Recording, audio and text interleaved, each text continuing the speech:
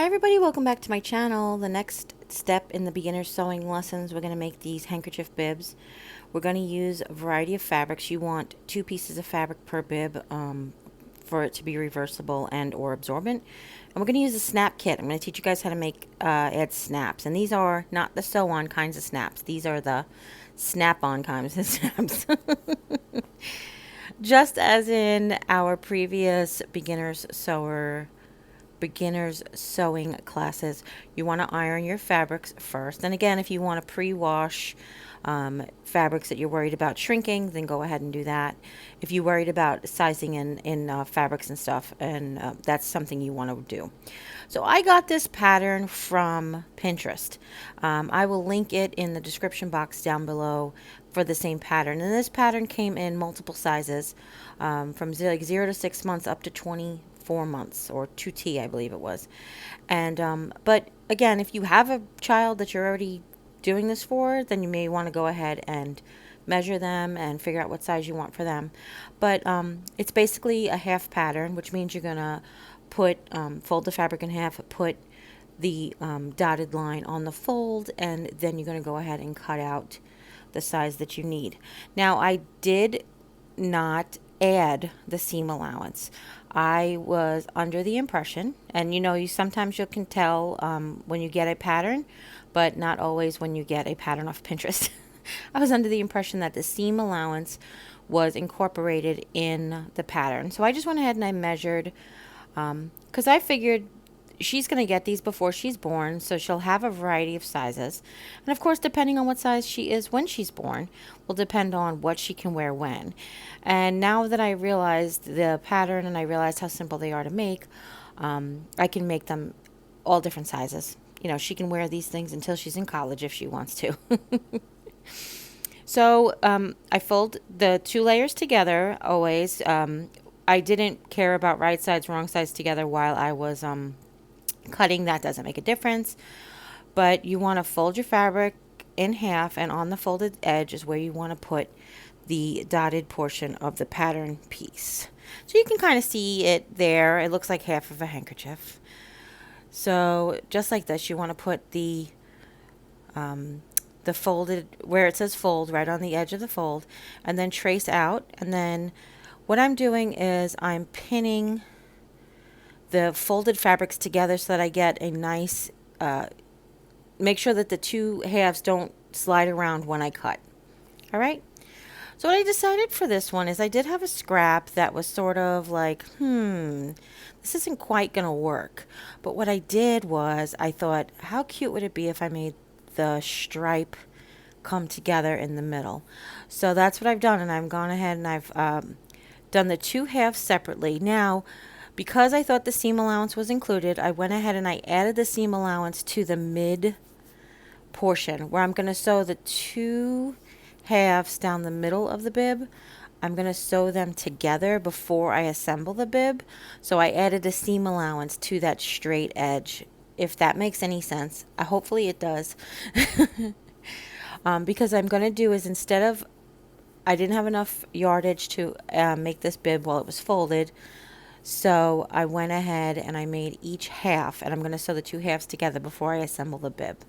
But that's also just another option, that you can actually make these out of scraps, and I wanted to show you that anyway. Plus, how to bring the stripes together I thought was kind of cute.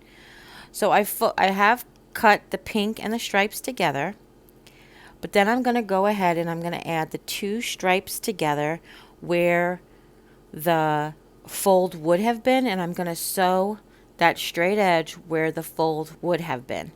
And I'll show you how that goes, but I'm just pinning it right now. And I'm doing the same thing with the pink. I'm just making sure I have, there you go, right sides together, and I'm going to sew down that fold. So when you're putting those 2 pieces together, you want to make sure right sides are together, and we'll get to the sewing in a second. But I'm just going to do all of my cutting at first, just like I did before. And now I'm going on to the biggest size. This is going to be a toddler bib, and I just not randomly, I didn't, okay. I thought that the cute unicorn fabric would be great as she got older too. So I went ahead and I used that for, I wanted to make sure a big bib was in that. So I made a small bib in the unicorn and a big bib in the unicorn. But you want to make sure you have a fabric that's sort of absorbent. So I am either using the fleece as one of the fabrics or the flannel, the cotton flannel, as one of the fabrics. You could also use terry cloth, cut up kitchen towels, any of that stuff that kind of gives more of an absorbent feel to the drool bib, because there's no point in having a drool bib that's just going to get through to the clothes. Okay, so now we're going to the sewing machine. Again, I have to make the screen dark so that you can see what I'm doing under the sewing machine light. I have yet learned how to remove the bulb and still function. I don't know. I guess I could do it easy, and I don't know. All of a sudden, I just reminded myself all I need to do is remove the bulb. But I don't know. That might be too hard for me to actually see while I'm sewing. So anyway, you can see from here that I actually used the pinking shears to cut the fabric out. Not a necessity. It's just my pinking shears are real heavy duty, so if I have like layers of fabric to go through, I like using that. What I'm doing is I'm sewing just like we did the burpees, just like we did the milestone blanket. You're sewing almost completely all the way around. Now, what I found necessary was to leave my opening on one of the sides of the bib, because around the tabs and around the neck portion is rounded, and it's going to be very difficult to close those at the end properly. So we're using the same 1/4 inch seam allowance. If you guys refer to the old videos, if you need a reminder of what that is. And as you can see, I'm slowly working around the corners. Now, just like we did the corners on the burpees and the blanket, you want to make sure that you sew those basically on the inside. It's just much easier to turn and get clean corners and clean edges if that's the case. So what we're doing is repeating these for all 4 bibs, and then like I showed you, I'm going very slowly around the tabs. And then leaving that space on one of the sides. I'm making sure I do the point and the tabs all on the inside of the work, okay? And let me just jump ahead to show you guys here that I'm sewing those 2 pieces of the bib that I said I sectioned. So I sewed down the 2 pieces together, and now I'm ironing the seam open. What that means is I am putting the right side seam allowance towards the right side of the bib and the left side seam allowance towards the left side of the bib. And I'm using my iron to iron them open so they lay on both sides evenly. You see that? And when we turn it over, you can see how it's going to look when it's finished. And now we match the 2 bib halves, right sides together. Okay, we take it back to the pin it and then take it back to the sewing machine.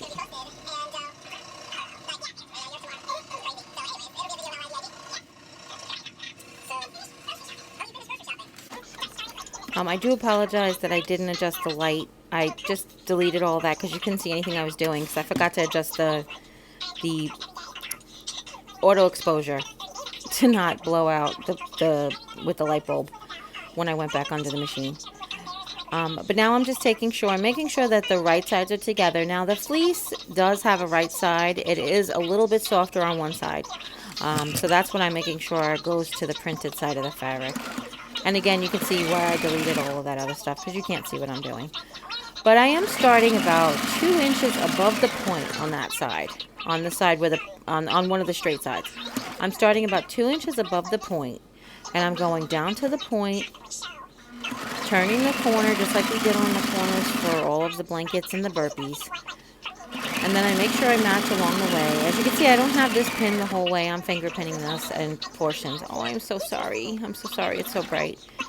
It's going to take me a few minutes to notice that this is a problem. And I don't even know how it got unauto-focused. I don't know if I did that before. I don't know what I did. So I apologize. But then I'm very carefully turning the corners. You take a couple of steps. You turn. Don't forget, whenever you turn your fabric or your work, you want the needle down so you don't move your stitches over. But when I turn a corner, I do a couple of stitches, needle down, turn, couple of stitches, needle down, turn. Okay, because it isn't very easy to turn the fabric while it's underneath the dog's feet, the presser foot, I'm sorry. See, like there, a couple of stitches and then turn, a couple of stitches and then turn, and eventually you make it around the tabs. And then I'm going to end a few inches. I'm leaving just a few inches of that opening just to show you. So this is where I'm deciding whether or not I need to cut around the corners, around the tabs. And I realized that since I used a pinking shear, I don't have to go ahead and snip around. But if you don't have a pinking shear, what you want to do is you want to snip around a couple of spots to get it a nice round, so you don't have a big bulk in the inside of the tab. Now, I found the large popsicle stick to be the perfect device to get a nice round edge on that tab to basically push the fabric flat, and then I just use a skewer to get the point at the point of the bib. Okay, and then I'm just going to repeat this for all 4 bibs. I'm turning them all right sides together. You can see I'm bunching up the fabric, and then I'm passing it through that little tiny hole. Okay, make sure it's all turned, and then just using the popsicle stick to turn both tabs through, and the skewer to poke the point through on the V. Okay, and then you're just going to repeat this, like I said, for all 4. If you're having any difficulty with the bulk, sorry, you can go ahead and snip. And as you can see, I'm snipping across the corner, just like we did for the corners. I'm snipping across the point, just like we did for the corners. And here's where I'm showing you how you can snip around the insides of the tabs so that you can have less bulk when you turn it over, okay?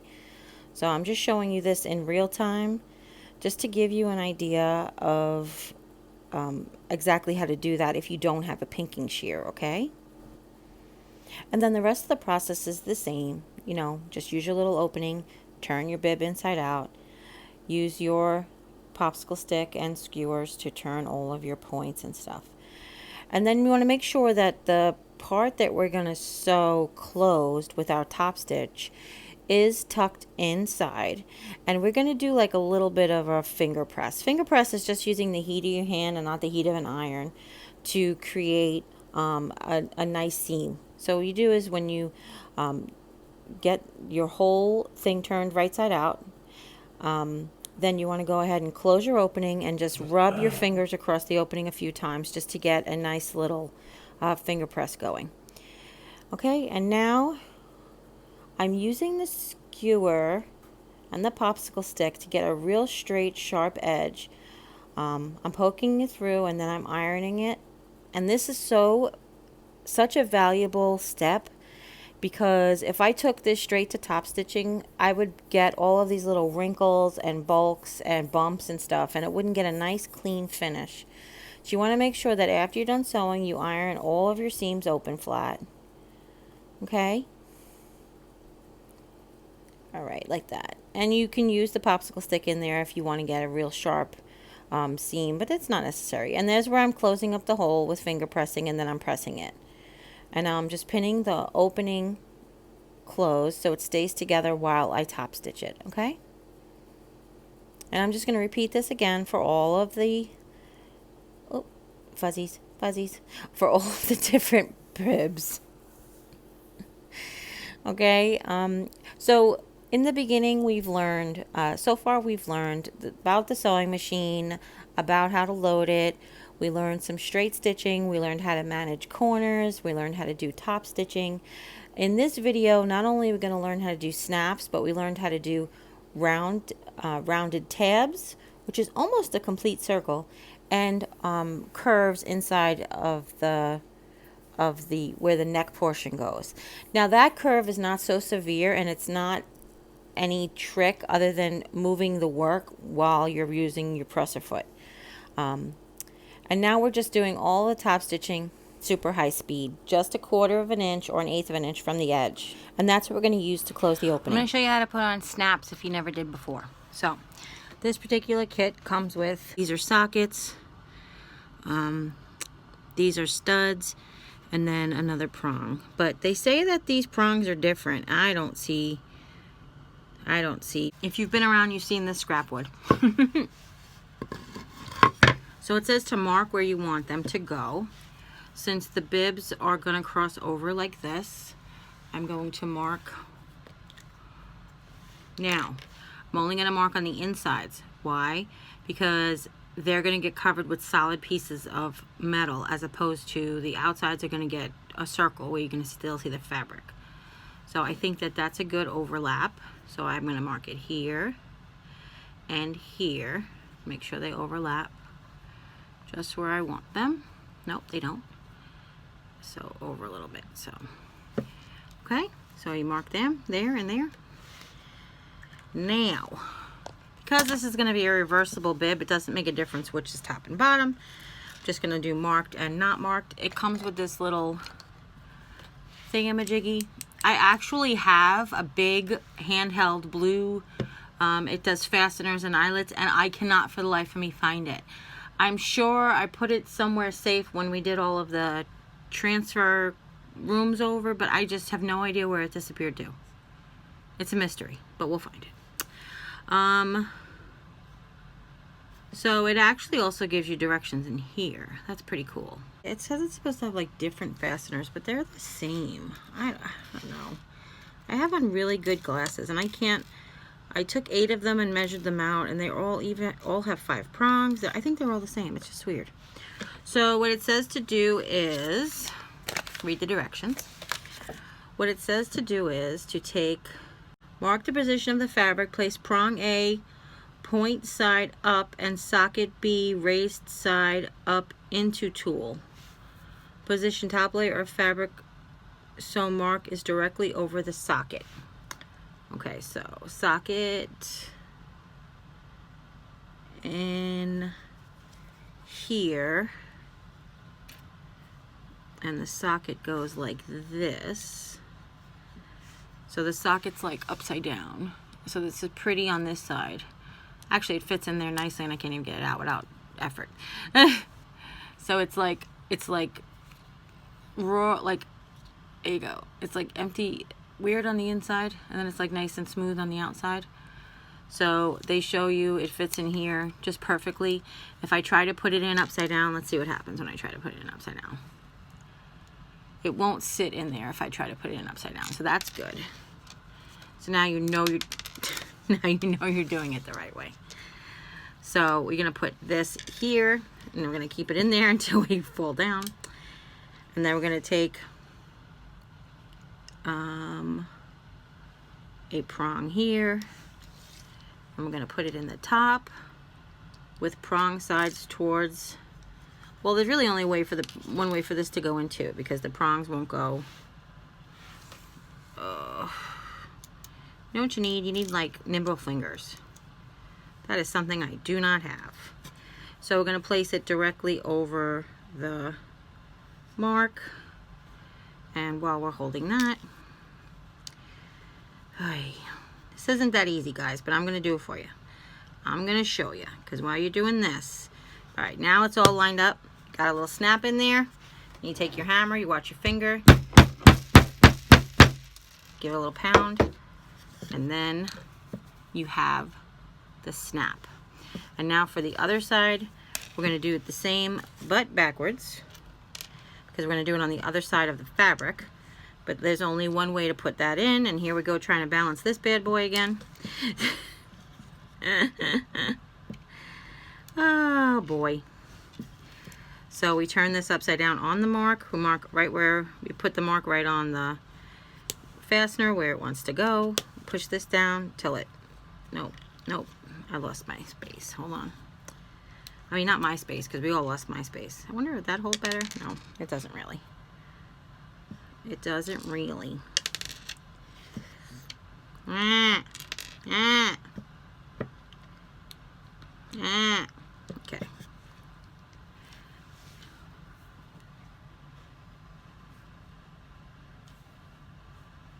Wait, what am I doing? That's right? Okay. I think that's right. Okay. Watch your fingers. You give it a little Tap, tap, tap. Now you've got your fastener on there. Now you are a snapping queen. Other ways to fasten these would be Velcro, or you could even do a button if you wanted to. So we're going to go ahead and do the rest.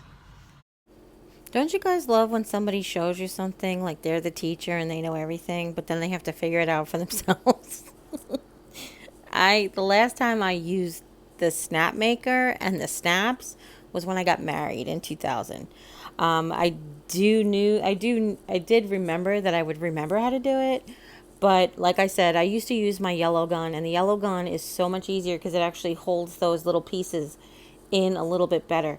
Because it's a blue gun with a yellow tip, because the yellow tip is like silicone and it really does have like a little bit of a grab. Anyhow, I digress. So then you just want to repeat this same steps to all of the different bibs. Now, like I said in the voiceover a minute ago, you can use Velcro, you can use buttons and a buttonhole, or buttons and a loop fastener, like a little elastic loop fastener. That's actually a really nice way to do it, as long as the button is super secure, because you don't want to get one of your babies to actually start chewing on, like, get a hold of their bib off of them and start chewing on the button, because that could be a choking hazard. But this one is definitely the most secure. Velcro is a little easier, but I wanted to tell you too, as you saw me use that snap, it was very tough, but over time it does soften up. It does make it a lot easier to get them on and off. So we're going to wrap these up with the burpees, and that's going to be one of her gifts, and that's it. So I guess I'll take photographs of everything when I'm done.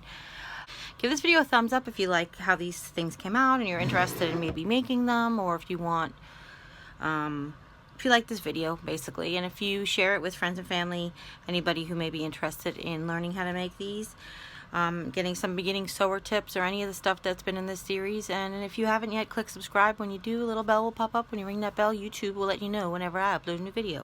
And don't forget to leave any questions at all in the comments down below. Okay? As always, take care. God bless. See you next time. Bye.